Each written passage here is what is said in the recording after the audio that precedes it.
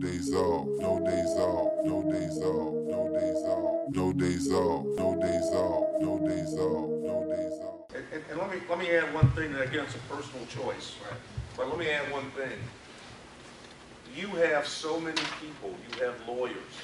You have police officers. You have judges that don't understand the firearms laws. Right. And you would think the police do. They don't. Nope. I sat in court one day with an officer, and we were talking, and the judge said something about how many rounds are in the firearm. And he said 15. He said, "Oh, he's broke the law already." I said, "How did he break the law?" "Oh, you can't have over 15 rounds. You know, it's a federal law." And he went back to, I want to say, 1991, but he was never updated that in 94 that law changed.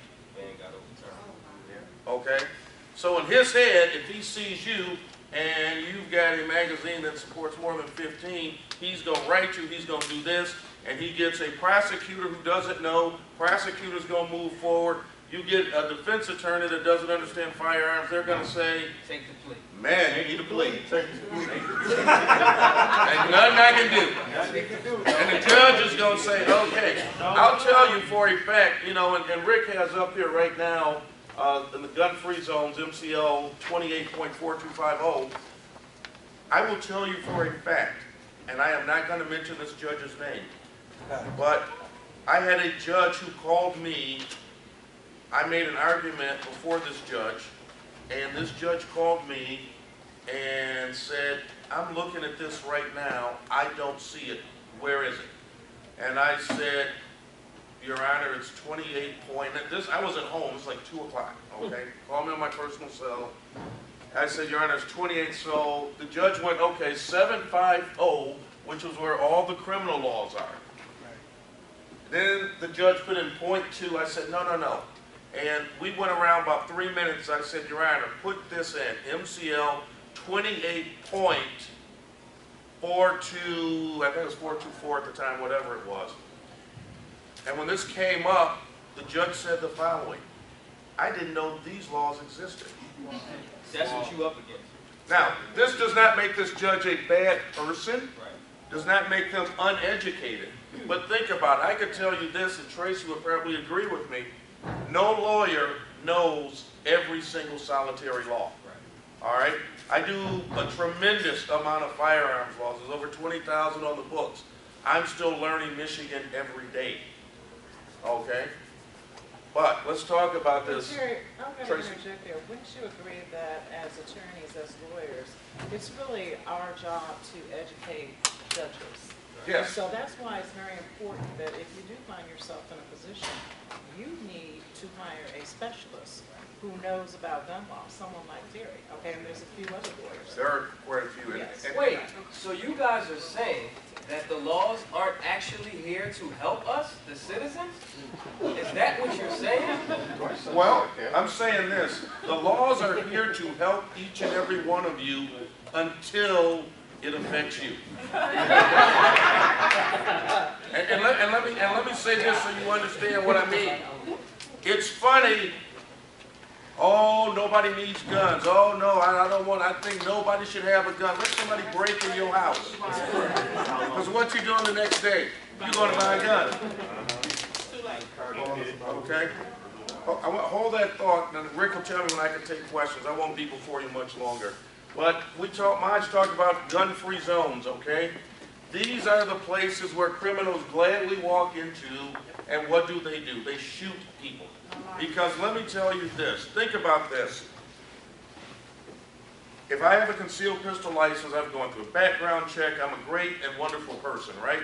You give me the opportunity to carry a firearm concealed, right? Let me ask you this question. Why am I such a great and wonderful person here, but I walk through those doors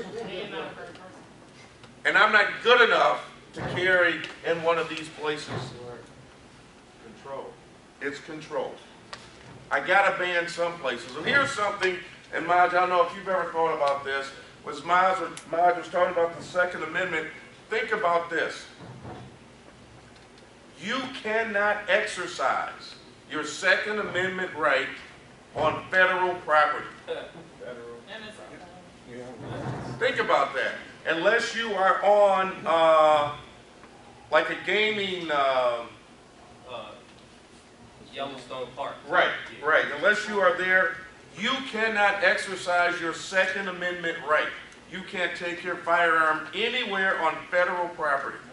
But wait, doesn't that qualify as a infringement?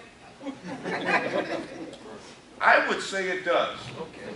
And hopefully our new president, or we can't say president-elect, but our president actually gets this. Because if you look at these places, okay, like here's one that's really, there's a couple that are nutty. Bars. We got a definition of a bar. And what is that here in Michigan?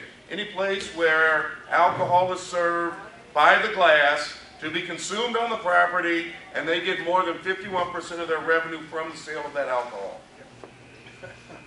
More than 51% or the majority? Great question. If we want to splice hairs, I would say it's the way it's written is majority. Which would be less than 51%. You'd have to conduct a forensic. Yeah. Listen, put it this way. Put it this Break way. it down into more than 2 categories? Yeah, but put it this way. Put it this way. All right, how many of you been to Applebee's? Right? All right. Applebee's gets most of their revenue from what? The food and everything else, right? How many of you been to Teresa's? Oh, put your hands up. Don't act like you ain't been there. Don't act like you ain't. We gonna do this one more time. She rides by all the time. Just a ride by. My car just happened to break down in the parking lot. I get it. Okay. Teresa's is a bar because why? You get some. Oh, you've been there too. Okay. Teresa's is a bar where you get what? Some wings, you meet some people, etc. Right? Majority of their sales comes from alcohol. But they leave it. You've got to figure this out. So if all of a sudden the Applebee's on Northwestern Highway does a tremendous amount of money in alcohol, you could be in trouble. I've seen the police literally pull the receipts that night in Southfield at a bar, and the guy barely made it by, I want to say like $15. If 2 more people would have ordered drinks, he'd be in jail. Okay, hold on. I'm almost done here. Private property, again, private property trumps all, okay? That's obviously what it is. Long guns, again, real simple, must be broken down. You just can't take a gun, throw it in the trunk and say, I'm good to go. You've got to have it broken down. It must be unloaded. I'm sorry, let me make sure I read this. Must be unloaded, chambered magazine, in 2 of the following areas. Number 1, make sure it's unloaded. Number 2, broken down, encased, inaccessible, or in the trunk. Start with the first one. Take the ammunition, southwest side. Take the bullets out. Okay. We talked about transportation, and let me tell you, this box is really good too because it does a couple of other things. If you are going to fly on an airplane and you want to travel, this is good. Make sure you do the same thing. No ammunition. Check it at the do not put this on a conveyor belt at the airport and expect to get it out on the other side. I am 99.9% sure it's not going to happen, okay? You walk up to the counter and you say, I have a firearm to declare, okay? Now, what happens after that is anybody's guess. It depends on how their people are trained. Some people ask you certain things. I was at flying out, actually I was going to Philly, and I walked up and I said I had a firearm to declare, and the lady said, just 1 minute. She looked down the counter and hollered to the guy, hey Joe, he got a gun, what do I do? I am here as a citizen to tell you TSA's response is very, very quick, okay? But you just need to make sure you're doing everything by the letter and the spirit of the law. and you will get it out on the other side. The shooting that happened at the Fort Lauderdale airport, what happened? He checked it, he did everything he was supposed to do, but when he got his check bag, that's when he reached in and did what he did. Okay? He watched that? Yeah, he went to the bathroom and loaded it, but I do the same thing because I'm not stepping out when I get mine. This is the part of the game. Now the media will make it seem like he just had the burner on him the whole time to convince you that that's how that went. So you go say, yeah, we do need more laws at airports. Maybe we shouldn't have firearms to be able to da-da-da. They'll leave those, everything is in context. No days off, no days off, no days off, no days off, no days off, no days off, no days off.